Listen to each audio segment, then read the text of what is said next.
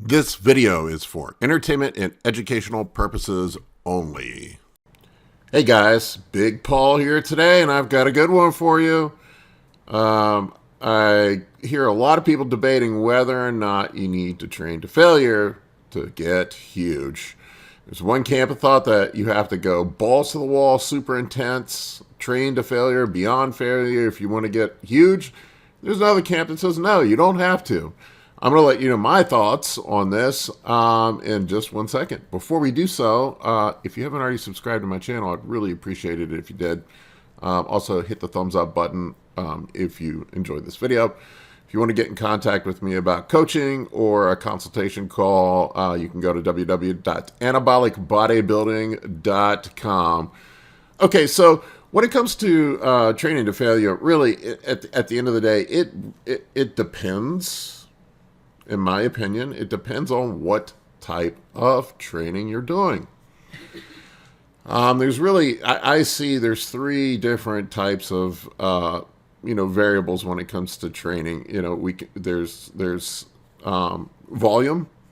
We can do low volume, we can do high volume, or we can do high frequency.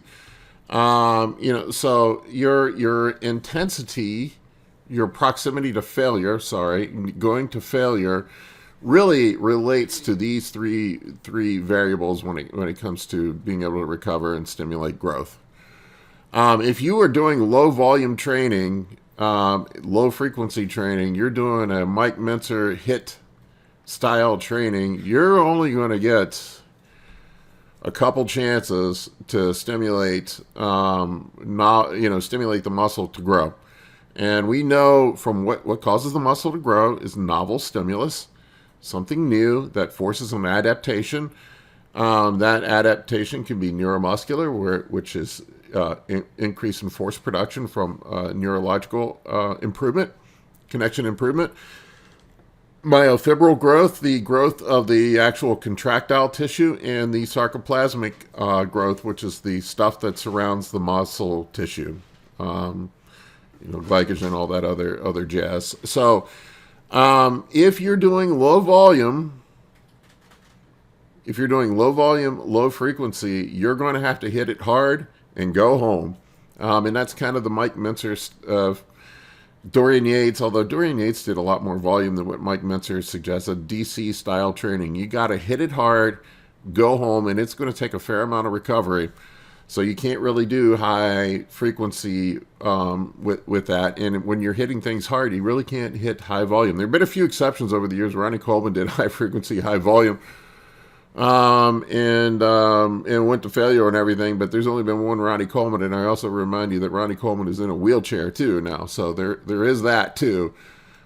He essentially crippled himself from the style of training that he did. Not saying, I'm sure Ronnie has no regrets, and, I'm not trying to disparage anything. Ronnie is probably one of my favorite bodybuilders of all time, next to Dorian.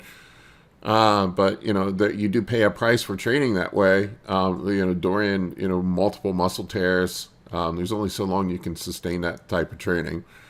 That's a different discussion for a different day. But if you're a high volume trainer, which I have switched to, I used to be more of a HIIT style trainer. If you're going to do more volume and more frequency, you have to pull back the proximity to failure. If you're doing, let's say you're doing 10 sets for chest versus 1 or 2 all-out working sets. If you're doing 10 working sets for chest and you want to train chest again in 3 days, there's no way you can go to failure and recover and be ready to train chest again. So our stimulus here is the volume. It's not to say we don't progress with volume, but with the volume, we need to pull the intensity back just a little bit. The proximity to failure, not the intensity. Sorry. Pull the proximity to failure back a little bit so we can allow ourselves the ability to recover.